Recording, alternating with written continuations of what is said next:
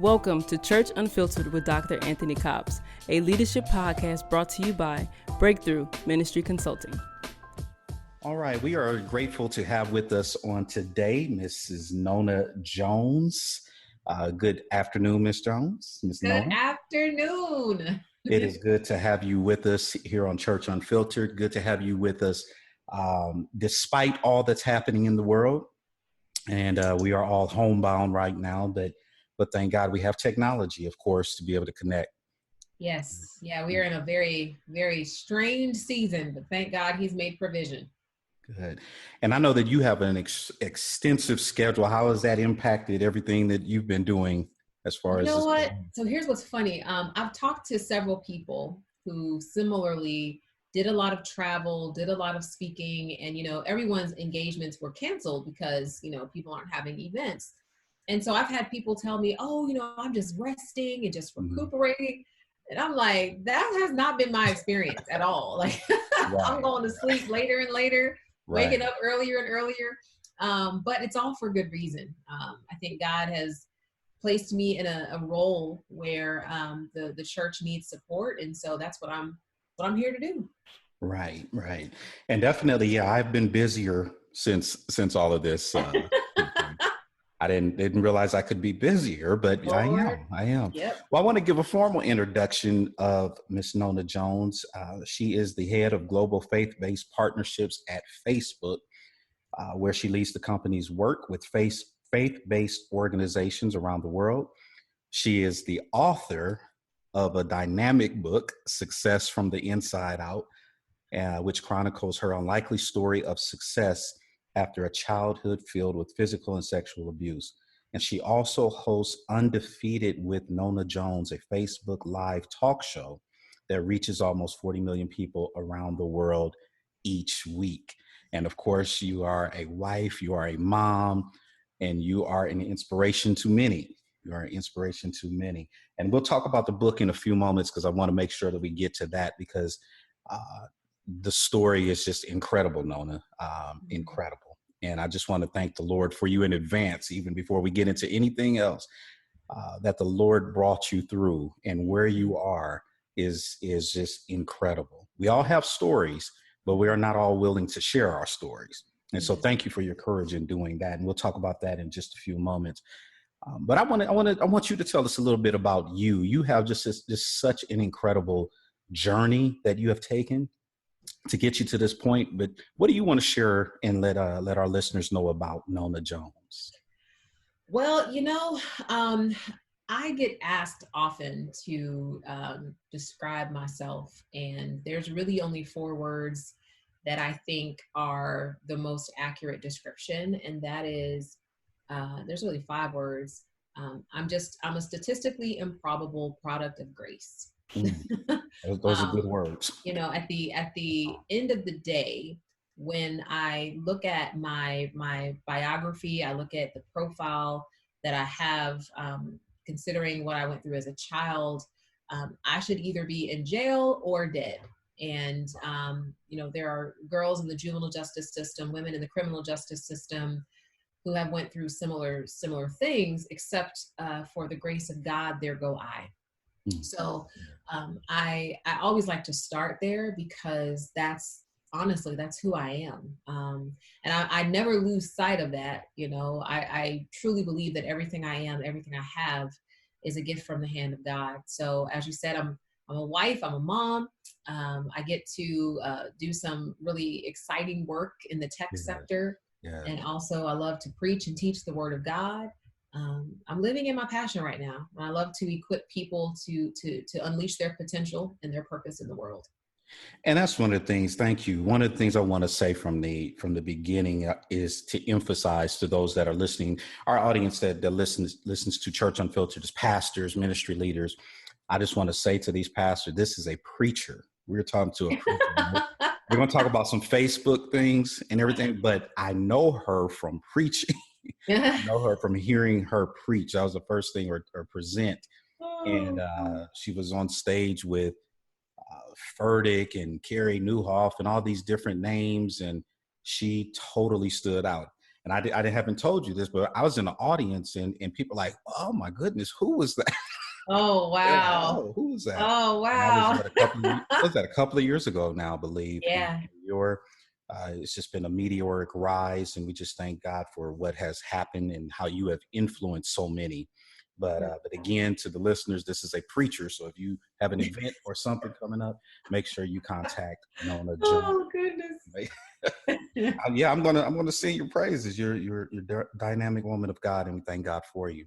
Praise God. So, in the scriptures, it talks about the sons of Issachar. The sons of Issachar knew the times. They were aware of the times. They were able to discern what was happening all around Israel, the children of Israel at that time. And but it says something at the end of that verse or that passage when it makes reference to the sons of Issachar.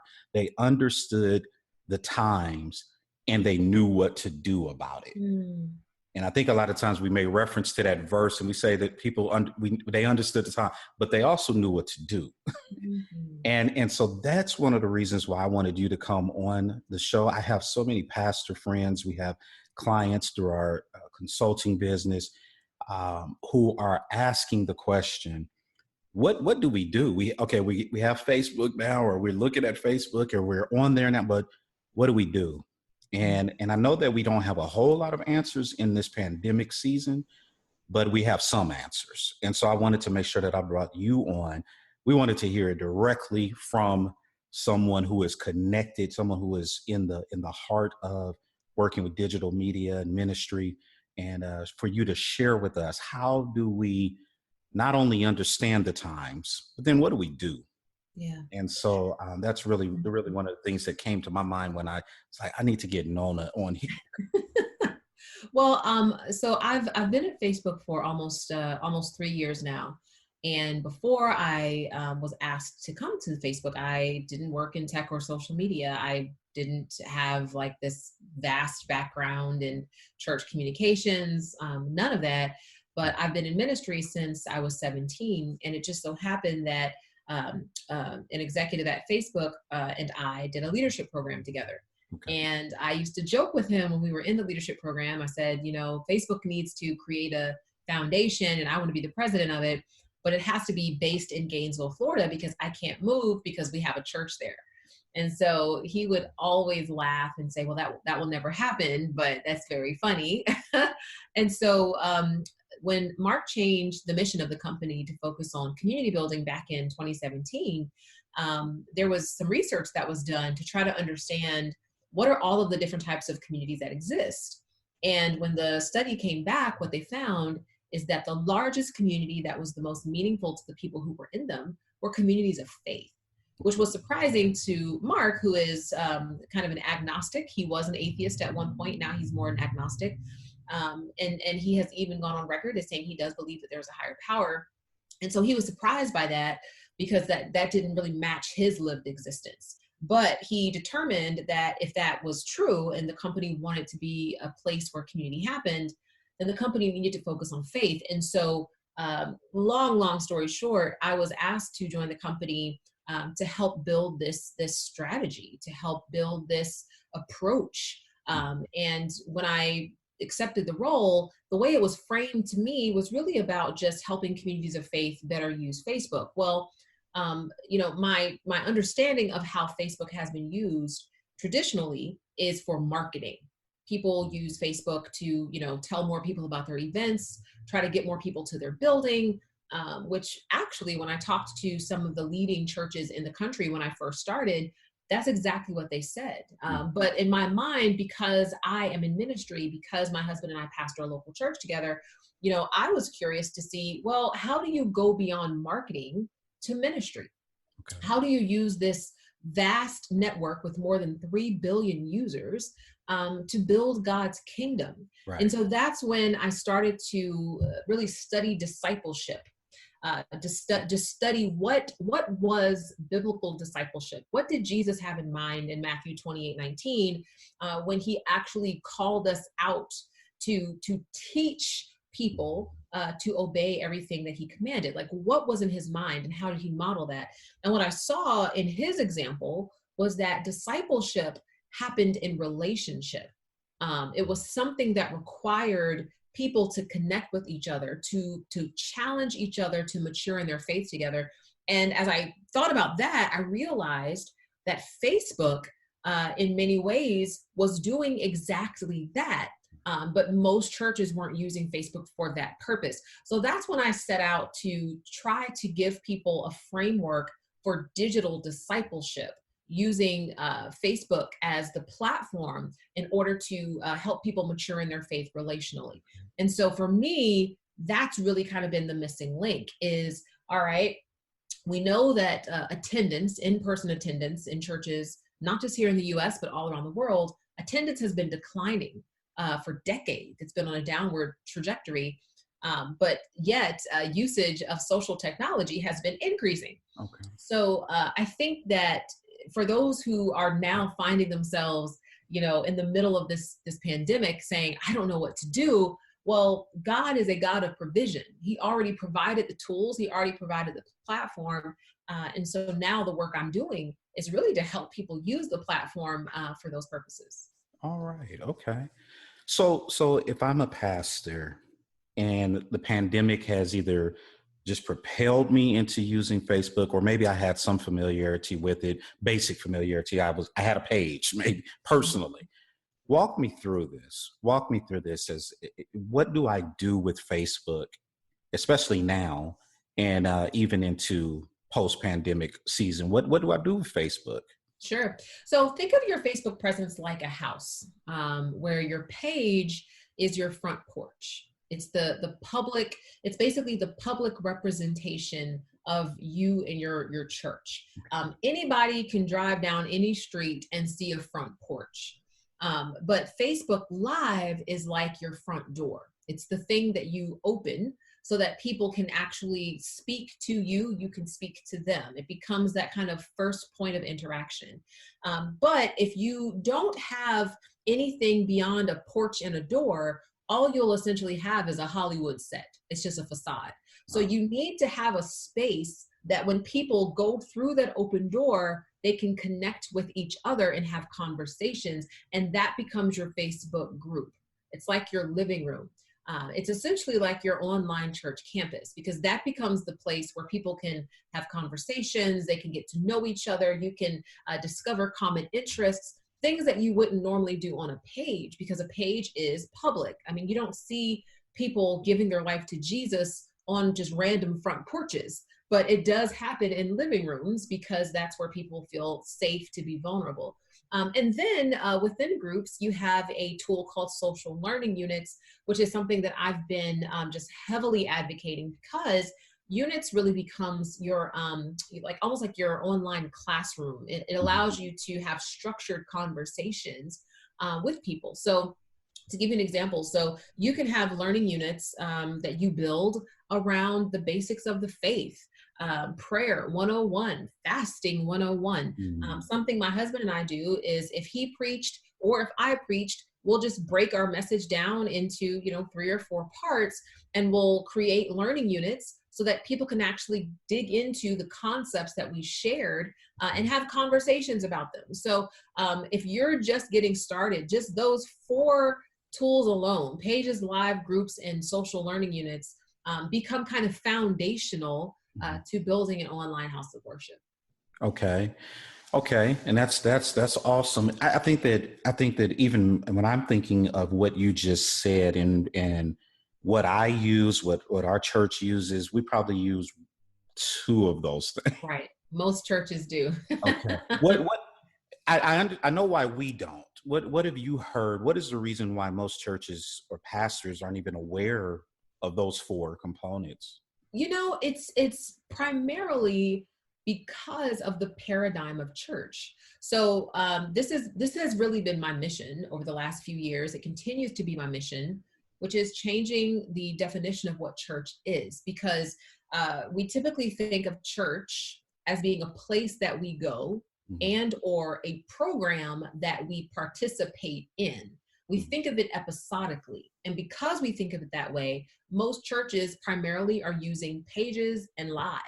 Right. Because the page is the place where we share the events that we want you to come to. And the page is the place where we go live so you can, watch the program or watch the service. So it's not unique. That's just kind of how we tend to think of church. And even before I started to really build a digital discipleship approach or strategy, even our own church, that's what we have done. We have, groups and social learning and this and all of that now, but that's because in our mind, that's what church is. And so you try to replicate what you think church is on social technology. The thing I would say, which is so interesting about what has happened with COVID-19, is I think now church leaders realize that, church is not just a program. It's not just a thing that you go to. Church is actually a community of people who gather together and who are following Jesus together. So in many ways, I think COVID-19 is not as much a disruptor as it is returning us back to what church was always meant to be.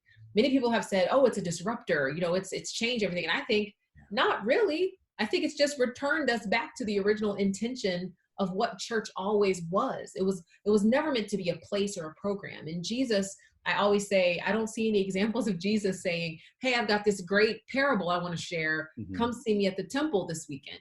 Like he didn't do that, right? Jesus was constantly among the people, teaching them, encouraging them, healing them.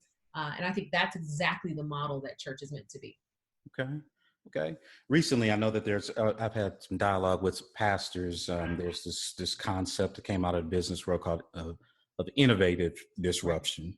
And really that's how I look at it. It is something that can take it, that we can take and we can go back to some of the basic things that we should have been doing anyway, which I happen to think that may be one of the reasons why we don't use Facebook the way that it is designed, or where we can use it, because discipleship, as you mentioned, hasn't been the highest priority. Yeah. Or we don't understand exactly how to do it. We're really good at weekend services. Most churches that I come into contact, we're really good at weekend services, but discipleship is a little different. That's a little different. Well, and it's interesting because discipleship was always the point, Exactly. Right. Jesus never said, all right, go ye therefore into all the nations and bring everybody into a building. Right. And when they get there, preach them under the pews. Like he didn't say that. But I think what has happened, and I think if we're honest, I've personally done some introspection, I think as a preacher myself, it's like, what? It's gratifying to have people come to hear you teach. Like that's gratifying. Right. It's gratifying to look out into an auditorium and see the chairs filled. But that's not church, and I think that's where we kind of lost sight. I've even had people tell me things during this season where we're, not meeting in buildings. People have said, well, once we can go back to church, then things will be better. And I was just like, so what are you doing now? Because church was never a building. It was always a people. It was always meant to be a community of people. Let me ask you about a couple of things that I've seen on Facebook recently. I've seen rooms. I'm not familiar. What is that? What is rooms? So it allows you to essentially create community through video. So video chats. And they're built into different surfaces. So you can create a room for whatever your purpose is, and you can actually schedule a video chat, discussion, or meeting or event right there within Facebook. Got it. I saw you posted something one day earlier on in the pandemic. I think it was a lot of people who were thinking that Facebook was shutting us down.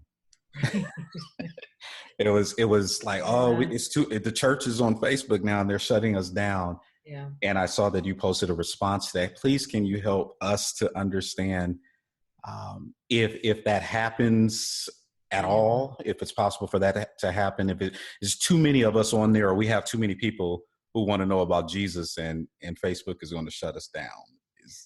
Definitely not. So, yes, I had a situation early on, as you said, where I started getting all these panicked texts and calls, and people said, we can't access our videos. Facebook is shutting down churches, and Facebook is silencing the church, and Facebook is attacking the church. I was like, what? And it was like really, really late at night. And so I reached out to some of my colleagues, and I just said, and what was amazing was it had like that narrative had picked up so much steam that I was getting contacted by the media. People were like, what is going on Facebook? And so I reached out to my engineer colleagues, and they were just like, hey, we had a system-wide bug where all video content disappeared, and we're going to be restoring it. It should be back up within the next few minutes. Mm-hmm. But people immediately jumped to Facebook is targeting the church. That wasn't the case at all. It's a technology platform. And what that means is there are going to be bugs. There are going to be issues. Yes, it's frustrating, but that's life. I mean, if you think about it, we all have hiccups, even when we meet in person.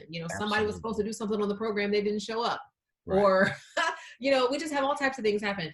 So that's what it is. There is absolutely no concerted effort to silence the church. I'm at Facebook not in spite of my faith, but because of my faith. That's why I'm there. That's good. So please know that is not the case. Okay, thank you for clearing that up. Because yes, it did spread quite quickly. Yes, I know we don't have a whole lot of time, but I want to ask you, what have you seen? You talked to so many different folks across the country, across the world, even before you were like us, required to quarantine and come inside the house and all of that. What are you seeing? What are some trends that you are seeing, both positive and concerning? What are some trends that you are seeing in church in general? Because you are a pastor, you are a preacher, but then also tied into what you do digitally and all that. What are some trends that you are seeing across the world? Well, one trend I've seen that, it's not concerning, but it's definitely something to keep in mind, is just that people have essentially been trying to replicate what they've been doing offline online. So it's kind of like, hey, we did, 5 services on the weekend, so we're going to show the service 5 times over the weekend. And that's kind of been the extent of it. Whereas if you think about it, there's actually 168 hours in the week. Yeah. So you don't have to actually concentrate all of your time and energy and effort into the weekend, because you're no longer constrained by a date, a time, or location. Right. So what I've been trying to advise leaders to do is literally think outside of the box. You are no longer in the box of the building. So what else can you be doing during the week?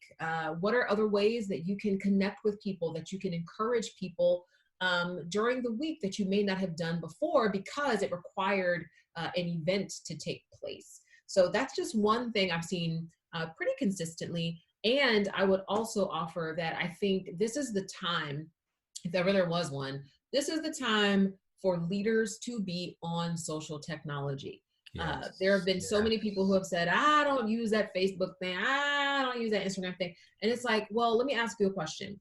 If you knew that 80% of the people in your city lived on one specific side of town, would you not have a location there?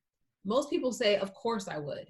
Well, that's the exact same analogy to the digital space, because almost 80% of the US is on Facebook and using it regularly, So yes. That's just a couple thoughts I would add, because I've seen that pretty consistently. That's really good. Thank you for sharing that. And I can't even count how many people have prayerfully now made the transition, but prior to COVID-19, they swore off Facebook and Instagram and anything related to it. But now they are trying, and it's been pretty encouraging to see some of the pastors and friends that I have, and they're trying, they're doing it, and they sometimes go live and don't realize that they're live, but that's okay. Right. No, that's been funny. The funniest one is, so older people, they don't really know where the camera is. So a lot of times they'll just be like, like this. Yeah, and so you're like, back up. Your nose is in the camera.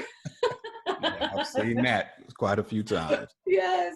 Great. As we prepare to wrap up, I want to switch gears. I want you, and I would love for you maybe one day to come back and talk about it specifically. because this has blessed so many people. Your book, your story.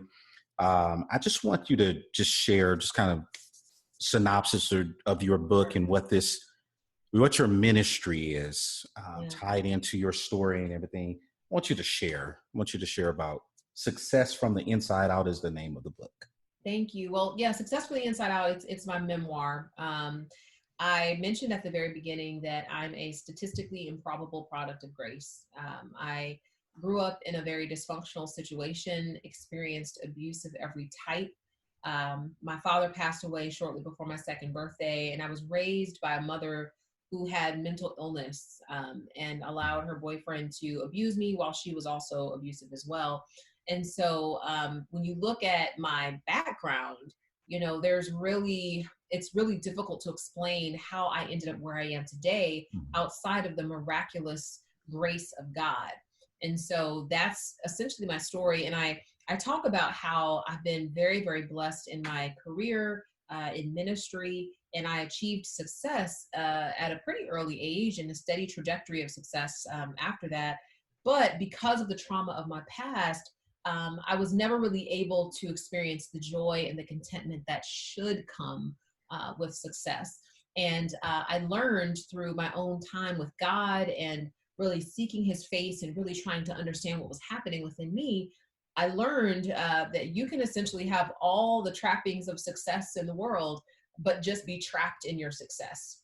Wow. So the book is really about building success that starts within.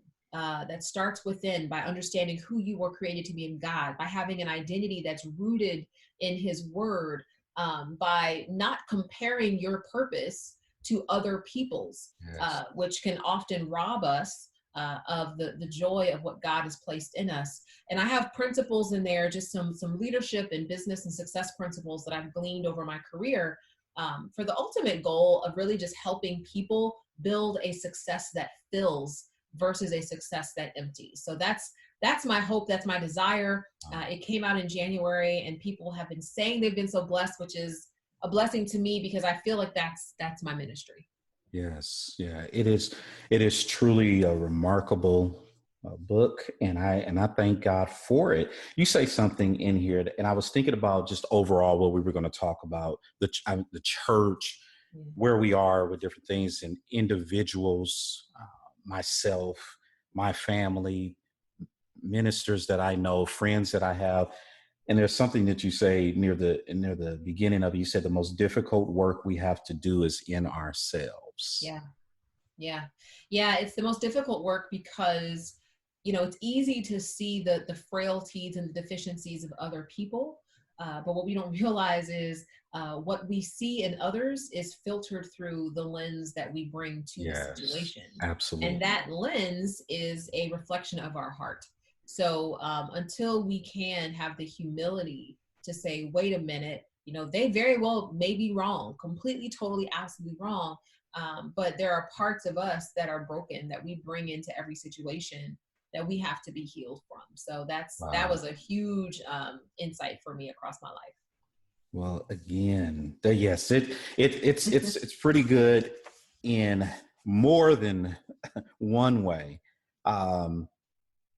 It challenged me, and I'm just going to be honest with you, Nona. It challenged me, even as I work with other leaders. It challenged me to look at some things differently, even my own personal life. And so I want to say just a testimony to you directly that you challenged me in ways that I didn't expect. I was reading it. I'm like, okay, I know Nona, I'm a supporter. And I'm like, hold on, wait a minute.